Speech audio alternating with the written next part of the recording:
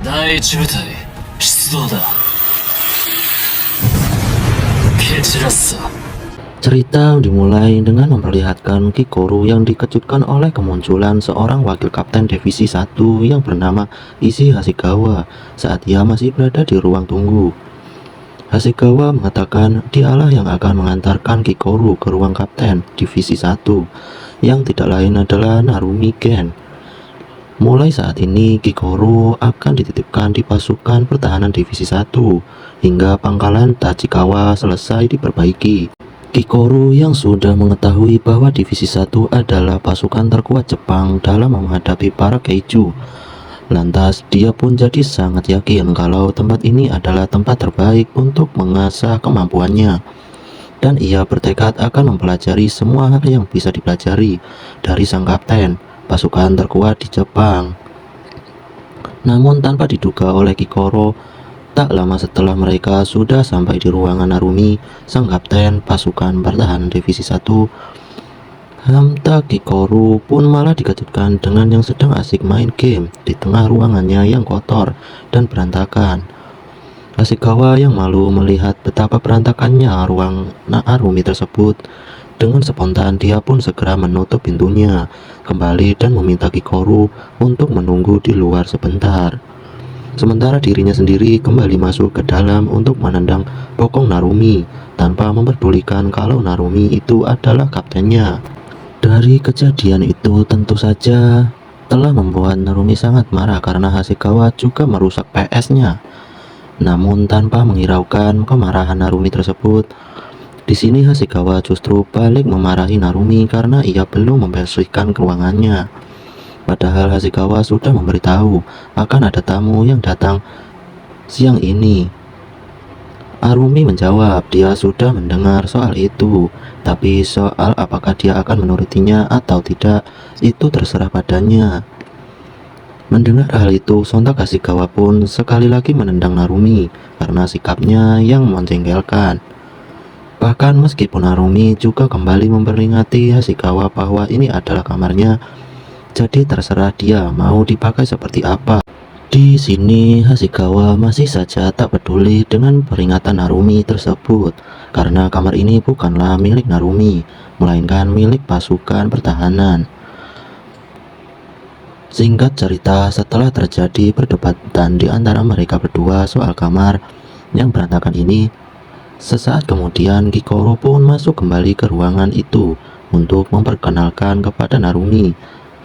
Kikoru tak tahu bagaimana dia harus bersikap kepada Narumi karena pada pertemuan pertamanya dengan Narumi, menurut Kikoru, Narumi sama sekali tidak terlihat seperti orang yang layak dihormati. Hingga setelah Narumi bertanya pada Kikoru, apakah Kikoru lah anak Pak Isao yang banyak dibicarakan itu. Akhirnya Kikoru pun sadar bahwa dia tidak boleh bersikap sembarangan karena Narumi tetaplah atasannya meskipun penampilannya begitu. Kikoru kemudian memberi hormat kepada Narumi sembari kenalkan dirinya bahwa ia adalah Kikoru, si Namiya dari divisi 3. Mulai hari ini ia ditugaskan di divisi 1 dan ia siap melaksanakan segala perintah dari Narumi.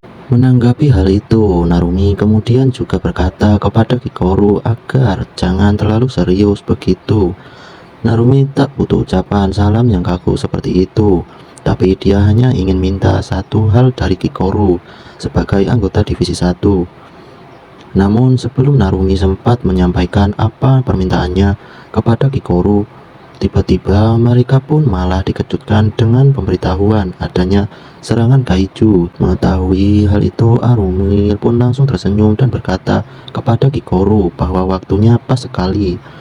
Narumi ingin Kikoru memahami hal yang ia katakan sebelumnya lewat pertempuran pasukan divisi 1. Dan ia mengizinkan Kikoru untuk mengamati mereka dari kursi paling depan. Di sini terlihat ada Kaiju yang bergerak menuju Teluk Tokyo, telah melewati lapisan pertama dinding anti Kaiju dan bergerak ke utara.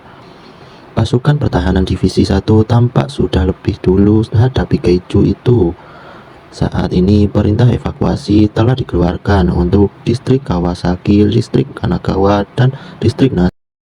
Ashikawa, sang wakil kapten divisi 1, kemudian melancarkan serangannya kepada Keijo itu menggunakan peralatan tempurnya. Ia memperintahkan regu artileri pertama untuk melakukan tembakan beruntun ke sisi kiri Keijo, yang kemudian disusul oleh regu artileri ke-6 untuk menembak sisi kanannya.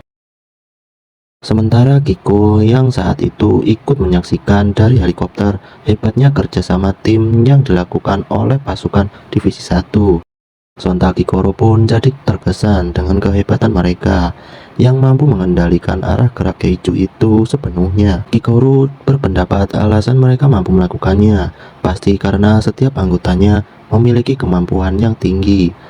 Bahkan Kikoro juga menduga bahwa setiap anggota pasukan ini pasti memiliki pelepasan kekuatan tempur di atas 40%.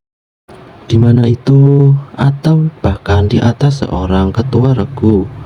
Diberi taufan saat ini Keijo telah berhasil digiring ke titik rencana pemusnahan.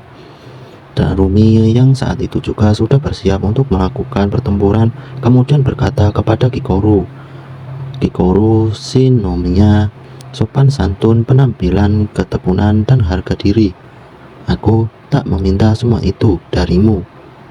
Lalu sembari melompat dari helikopter dan langsung menyiapkan senjatanya untuk menyerang Keijo yang menjadi targetnya.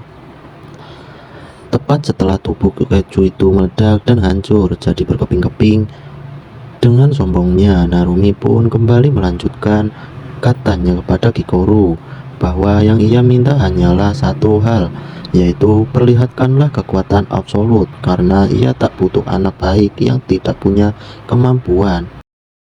Kikoro yang mendengarnya lantas tersenyum sembari menjawab, "Menarik juga."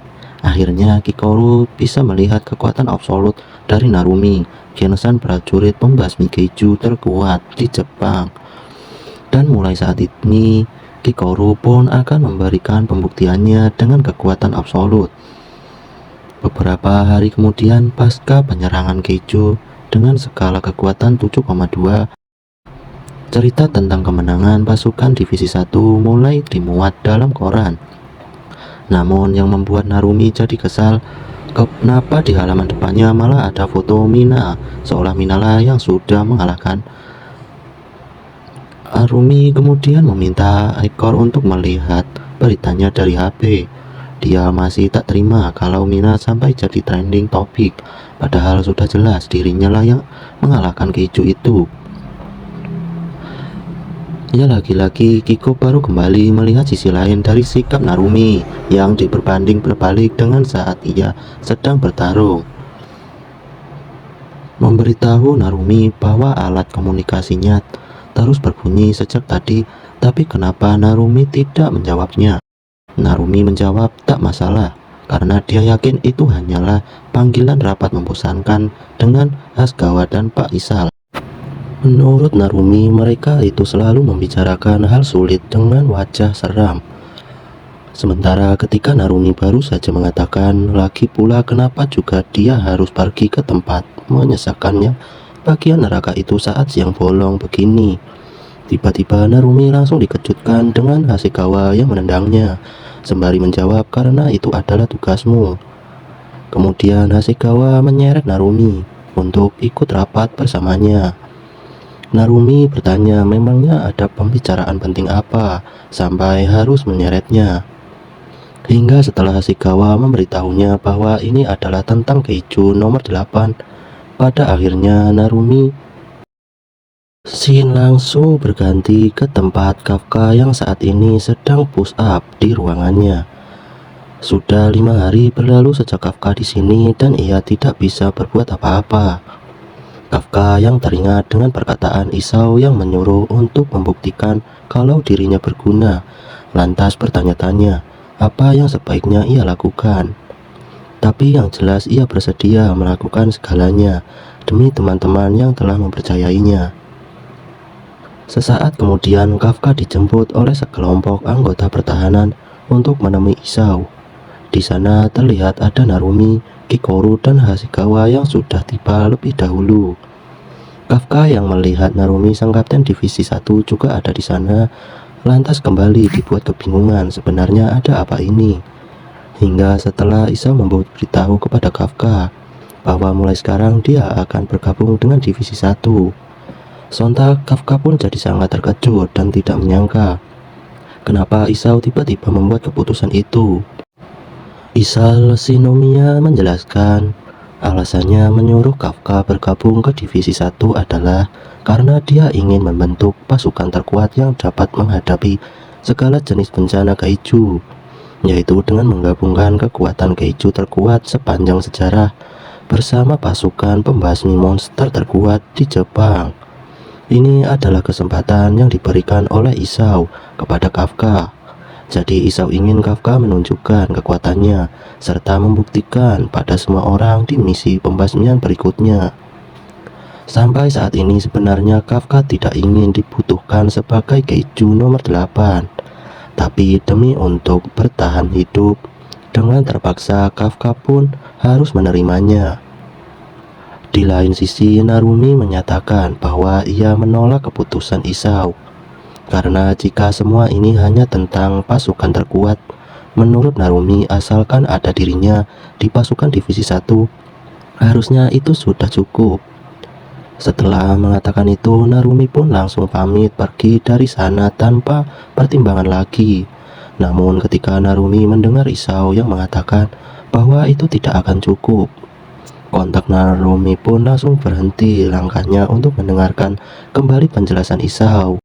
Menjelaskan keiju nomor 9 mampu menyembunyikan dirinya dengan cara menyamar menjadi manusia. Selain itu, dengan adanya keiju nomor 10 yang mampu memerintahkan keiju lain untuk melakukan serangan terhadap pasukan pertahanan. Menurut Isao, kedua keiju itu berbeda dengan para keiju yang pernah mereka hadapi. Isao mengakui walaupun setiap hari mereka selalu membuat kemajuan dan berhasil menghadapi berbagai bencana kaiju, pada kenyataannya para kaiju juga terus berevolusi dan menunjukkan kemampuan yang tidak mereka ketahui. Menurutnya, yang dinamakan dengan bencana besar justru akan menjadi dengan skala yang jauh melampaui akal sehat di saat mereka telah berpuas diri dan merasa mampu menghadapi segalanya. Jadi karena itulah Isao ingin menjadi juga terus-menerus berevolusi. Mendengar hal itu, Narumi pun langsung menghela nafas, lalu menjawab sambil menatap Kafka. Narumi berkata ternyata tingkat kepercayaan Isao padanya hanya sebatas itu saja. Tapi menurutnya akan lebih efektif jika keiju nomor 8 dijadikan senjata dan diberikan padanya. Kafka mendengarnya sontak jadi merasa tertampar dengan perkataan Narumi barusan. Namun berhubung ini memiliki mental kuat dan tidak pernah menyerah, di sini Kafka pun juga langsung menanggapi ucapan Narumi dengan berkata, "Kapten Narumi, saya masih belum boleh mati. Masih ada hal yang harus saya lakukan, dan saya belum boleh mati sebelum berhasil melakukannya. Jadi karena itulah saya akan terus bertahan hidup."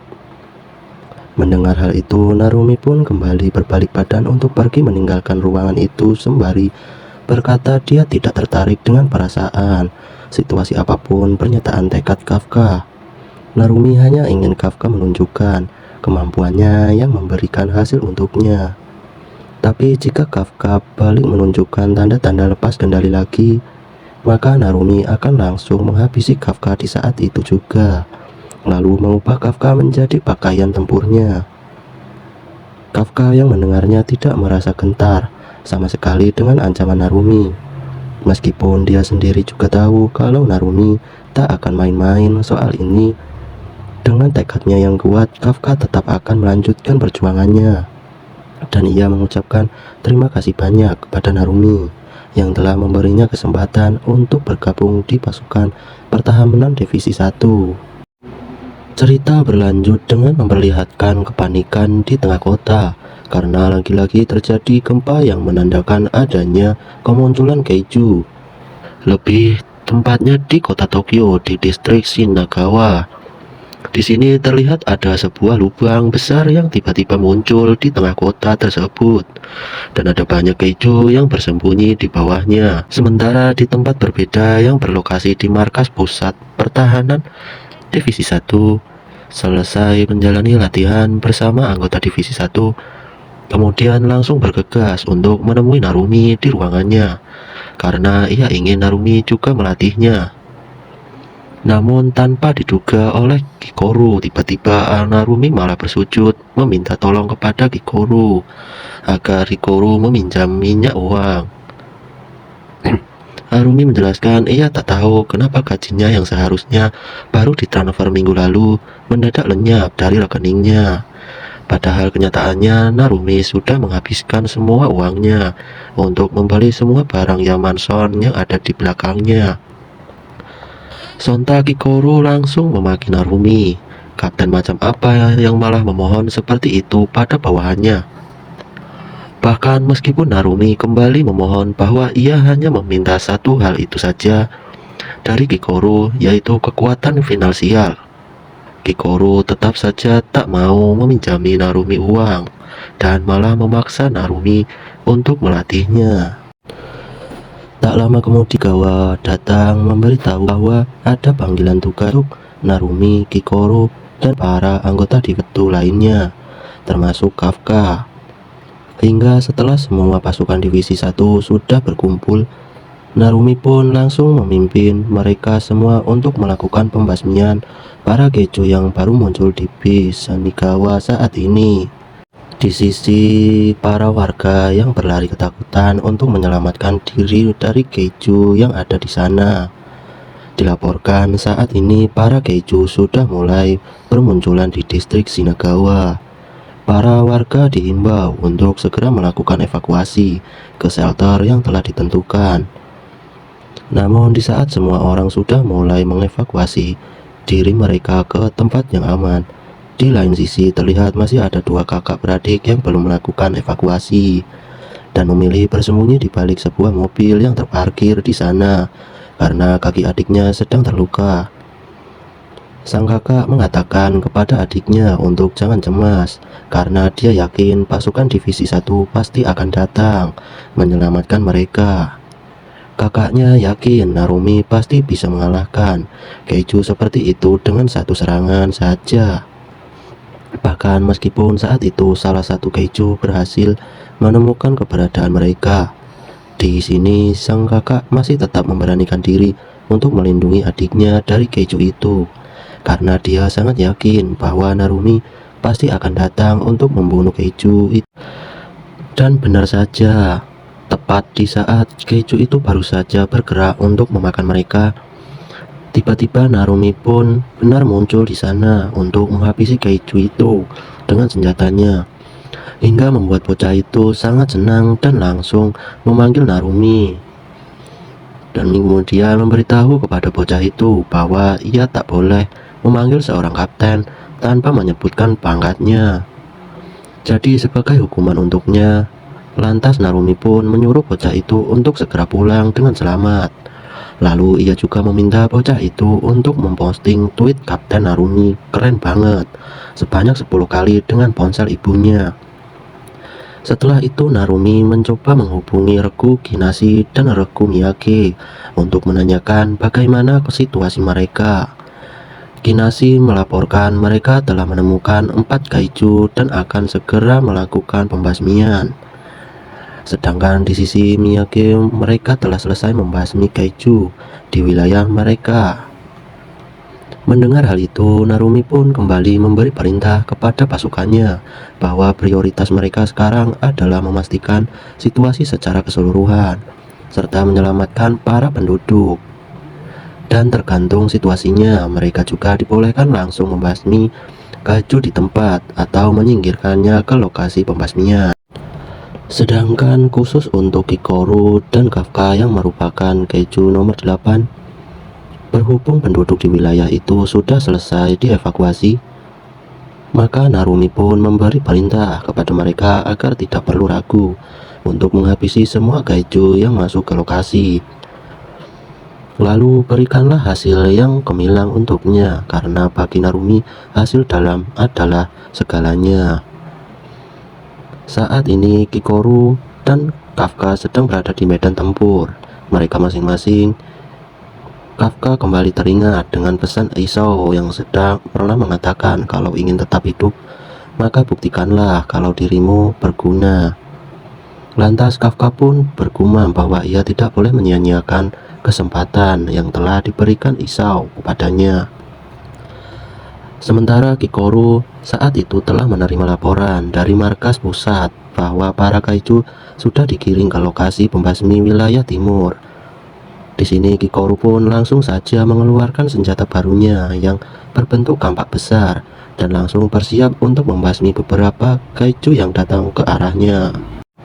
Narumi kemudian kembali memberi perintah kepada Regu Shinomao bahwa tugas mereka adalah mendukung Kikoru serta berjaga-jaga jika sampai terjadi sesuatu. Di sini terlihat ada salah satu kaiju yang tiba-tiba muncul di dekat lebur senior nomor. Namun dengan cepat, Ikrar juga langsung bergerak ke sana untuk membasmi kaiju itu dalam sekali serangan saja. Semua anggota terkejut saat mendengar laporan dari pusat bahwa Kikoru sudah berhasil membunuh satu target kaiju. Namun bagi Kikoru itu belum cukup, mengingat gerakan wakil kapten Hishima masih jauh lebih cepat dibandingkan serangan itu tadi. Kikoru kemudian sekali lagi melesat ke depan untuk menyerang kaiju yang lain. Dia yang teringat dengan serangan Kapten Mina yang juga masih jauh lebih kuat darinya, sontak jadi terpacu untuk berkembang lebih jauh lagi dan langsung membelah tubuh kaiju itu dengan ayunan kampaknya. Hingga laporan mengenai perwira Kikoru Shinomiya yang berhasil membunuh target kaiju kedua kembali terdengar oleh Narumi dan para pasukan lainnya. Bahkan saat Shinomao tak sadar ketika ada kaiju susulan yang muncul di belakangnya, dengan sikap Kikoru pun segera menggunakan pistolnya untuk menyelamatkan Shinonoma dengan menembak kaiju itu. Lalu berkata, "Mohon jangan lengah, ketuaku Shinonoma." Di lain sisi, para anggota yang lain kembali mendapat laporan bahwa Kikoru dan Shinonoma telah berhasil membunuh target kaiju berturut-turut. Hal itu sontak membuat mereka penasaran apakah Kikoru ini benar-benar seorang anggota pasukan pertahanan tahun pertama. Karena sepertinya dia itu lebih kuat dibandingkan dengan Narumi ketika masih di tahun pertama dahulu. Namun Narumi yang mendengarnya langsung membantah bahwa dirinya masih lebih kuat dibandingkan Kikoru. Sesaat kemudian, Narumi tiba-tiba merasakan ada yang aneh dengan para kaiju kali ini. Dia selama ini mengamati bahwa kaiju itu berbentuk semut, biasanya jarang sekali muncul ke permukaan, dan mereka hanya sesekali ditemui pada lokasi pekerjaan, terowongan, atau di konstruksi bawah tanah. Kenapa kali ini mereka muncul ke permukaan dengan jumlah sebanyak ini? Curiganya bahwa perilaku kaiju yang berbeda dari karakteristik mereka mirip dengan kejadian di pangkalan Tachikawa. Di sini Narumi pun jadi menduga bahwa para kaiju semut ini pasti sedang dipimpin oleh kaiju menyusahkan yang memiliki suatu tujuan. Shin kemudian berpindah ke sisi Kafka yang saat ini mendapat giliran untuk pembasmian selanjutnya. Kafka terlihat menampar wajahnya sendiri untuk menghilangkan kegugupan yang ia rasakan saat ini.